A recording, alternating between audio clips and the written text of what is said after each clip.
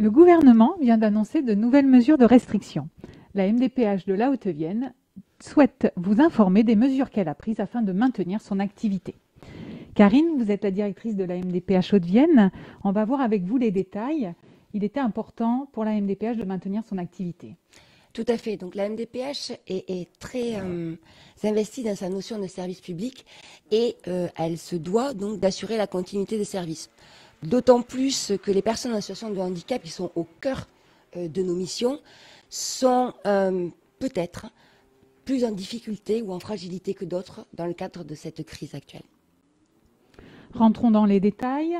Accueil physique, accueil téléphonique. Nous assurons et l'accueil physique et l'accueil téléphonique, et ce, du lundi après-midi jusqu'au vendredi.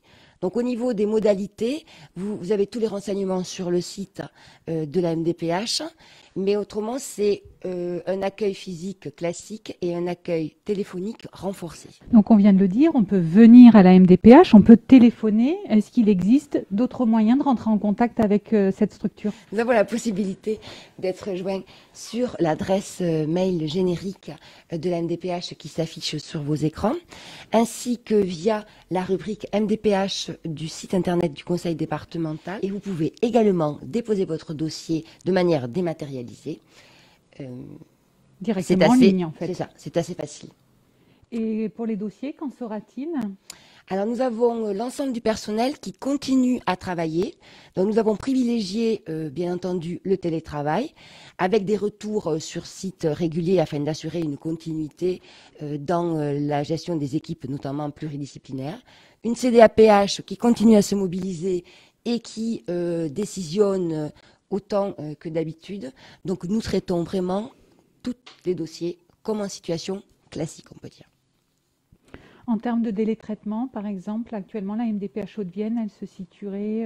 Alors, au niveau par rapport à tous les délais de traitement, on est à peu près à 4 mois, un peu moins même que les 4 mois qui sont réglementaires. Donc, pour l'instant, nous pouvons dire que grâce à l'investissement de l'ensemble des équipes et de nos partenaires, l'usager n'a pas eu à souffrir de la crise par rapport au délai de traitement de ces dossiers.